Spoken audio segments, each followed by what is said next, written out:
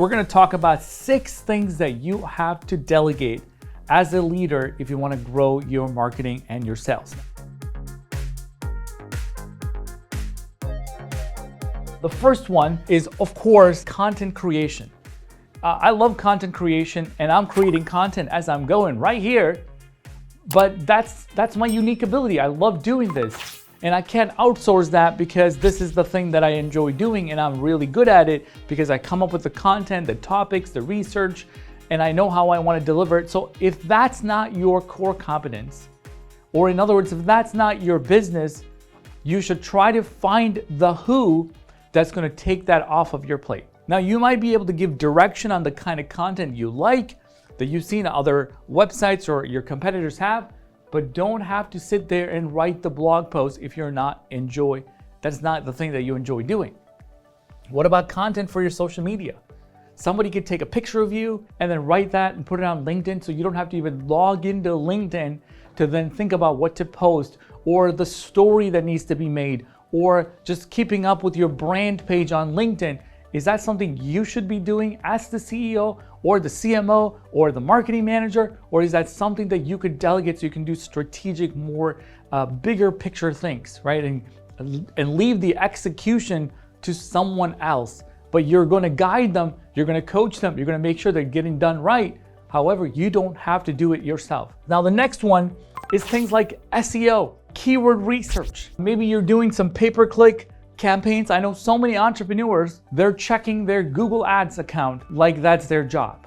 It's literally sad that that's where they think their time is best spent. Now, I'm not talking about the time when you hired somebody and they didn't do a good job. Now you own that task. Fantastic, but can you delegate something else, right? Now, if you can find the right who, you don't have to sit there and stare at the Google Ads campaign or your Facebook ads campaign. You should say, you know what? I trust Stephanie to do this for me. She's the best at it, and I'm just going to let her run, but I'm going to have her report back to me, or I'm going to set up a dashboard and it's going to show me how we're doing, how much we're spending, how much money we're making. One of the biggest things that I love about marketing is email marketing. In email marketing, they say it is about $38 in ROI for every dollar invested. And I find that to be true for me. And I usually quote this for entrepreneurs, is that if you have a list of 5,000 people, you should be making $5,000 a month just from your email list. And if your list is 10,000, you should be making $10,000, right? And so this list building is a thing that you can delegate. You can delegate optimizing that list so that you've segmented to people that have bought this from me, people have that bought from me, this thing and the other. So a lot of people don't do that, or they're waiting for that day, maybe day before Christmas, when they finally get a day off to go work on that. That doesn't work. This is a money-making, revenue-generating activity. And if you don't want to do it, delegate it to somebody else. And one of my biggest thing is, what is people talking to me about on social media? They connect with me on LinkedIn, send me one-on-one messages, want to reconnect. Some people want me to hire them because they were an intern before and want to work with me. All day long, I have the community of people that are my friends, and kind of like that inner circle people that you work and you want to engage on social media. But there's the broader audience that is just like everybody on LinkedIn that occasionally I want to engage. And then there are my prospects that I want to engage, so my potential customers that I want to make sure that I'm on their radar, creating content that are going to attract those people into my world, right? There's my real focus people that maybe have worked with me, a past customer. Those are the ones I engage the most with, spend the most time on.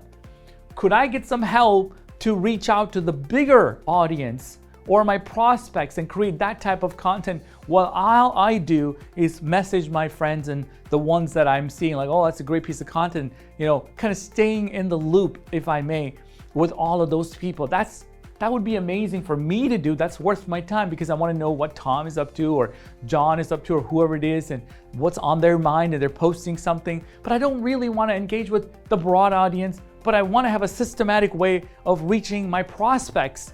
Maybe I delegate the prospect part. I would love my marketing if all it did was a machine and I just showed up and I had leads, a booked calendar. My calendar's full every single day. That's enjoyable for me, right? That's all I want to do is come in and solve somebody's problem, but not have to worry about how they got on my calendar, because it is a system that we've built for ourselves using the growth formula, using full funnel strategies that I talk about in these videos. It just works. Now, a lot of entrepreneurs like technical things. They want to work on the website themselves because they don't like the way the copy is written. And if I don't do it, it's not going to get done. You see, that's a rugged individualist kind of mentality. That's what Dan Sullivan calls it, right? So I used to be that person. I'm not going to lie. I used to be that person that used to think that if I didn't do it, it wouldn't get done right. Nobody cares of it like I do. I'm just better at it. How's that one, right? I can get it done in 5 minutes. And guess what? It never gets done. It really doesn't. And then I realized that delegation is the secret to success. And Jeff Bezos wouldn't be who he is if he hadn't delegated boxing and shipping things or automated it, outsourced it, right? Like that whole concept changed my life. I sure learned the hard way that I couldn't do it all on my own. Then guess what? Ever since, that's just the way it is. If I don't know how to do something, it's not that I'm gonna go learn how to do it. I don't know how to cook. I'm not gonna go learn. I'm gonna find a chef that's gonna cook me whatever it is that I'm looking for, because at the end of the day, that's all entrepreneurs want. They want the results. They don't necessarily care how it gets done.